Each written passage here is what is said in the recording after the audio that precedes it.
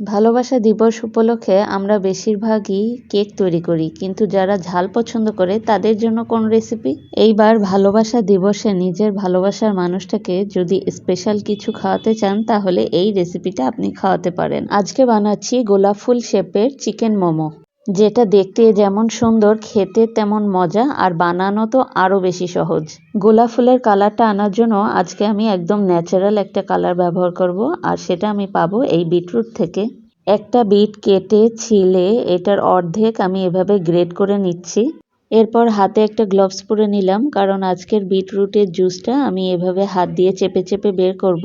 আমি প্রথমে চামচ দিয়ে চেষ্টা করেছিলাম, কিন্তু চামচ দিয়ে খুব ভালো হচ্ছিল না।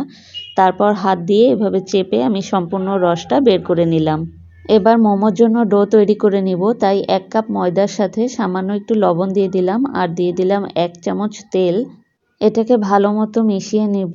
এরপর অল্প অল্প করে বিটরুটের জুসটা দিব আর একটা ডো তৈরি করে নিব। বিটরুটের জুসটা পুরোটা দেওয়ার পরেও ডোটা অনেকটা শক্ত ছিল, তাই আমি এখানে হালকা একটু গরম পানিও ব্যবহার করেছি। ডোটা ভালো মতো মথে নেওয়ার পর এটাকে 10 থেকে 15 মিনিট বা আধা ঘন্টার মতো এটাকে রেস্টে রেখে দিব। ডোটা রেস্টে রাখার ফলে ডোটা অনেকটা নরম হয়ে যাবে, এতে বানাতে অনেকটা সুবিধা হয়। এবার মোমোর জন্য পুরটা রেডি করে নিব, তাই এখানে আমি বোনলেস চিকেন নিয়েছি। এটাকে প্রথমে ছোট ছোট করে কেটে নিব, তারপরে ছুরির সাহায্যে এটাকে কিমা করে নিব। আপনারা চাইলে এটাকে ব্লেন্ডারে দিয়ে একবারে ব্লেন্ড করে নিতে পারেন। এবার কিমাটাকে একটা বাটিতে উঠিয়ে রাখবো, আর পেঁয়াজ মরিচ যা যা লাগে সেগুলো কেটে নিব। আজকে মোমোর পুরের মধ্যে আমি শুধু পেঁয়াজ, কাঁচামরিচ ও ধনেপাতা কুচি দিচ্ছি। আপনারা যদি চান এখানে অন্য যে কোনো সবজিও অ্যাড করতে পারেন।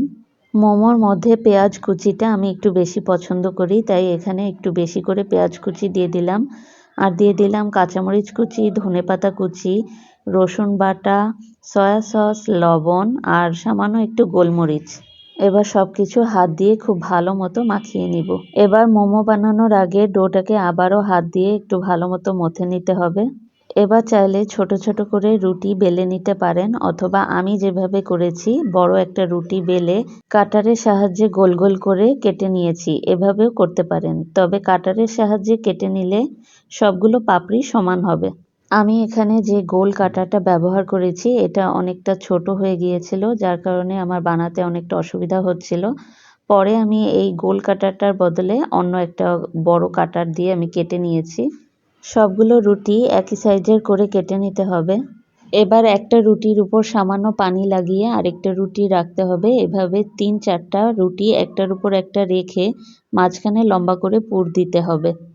এবার ভিডিওতে যেভাবে দেখতে পাচ্ছেন ওইভাবে গোলাপ ফুলের শেপটা দিয়ে দিতে হবে।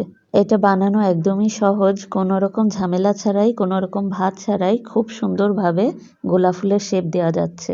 এখানে ছোট সাইজের 4টা রুটি নিয়েছিলাম, তাই গোলাপ ফুলটা একটু ছোট হয়েছে। পরে বড় সাইজের 3টা রুটি দিয়েই গোলাপ ফুলটা খুব সুন্দরভাবে আমি বানিয়ে নিয়েছি। এবার প্যানে সামান্য একটু তেল ব্রাশ করে নিব এবং এটার উপর আমি মোমোগুলো সাজিয়ে দিচ্ছি। চুলার আঁচ লো টু মিডিয়ামে রেখে এটাকে আমি 5 মিনিটের মতো ঢেকে দিব। 5 মিনিট পর এখানে 1/2 কাপের মতো পানি আমি ঢেলে দিব, নর্মাল পানি।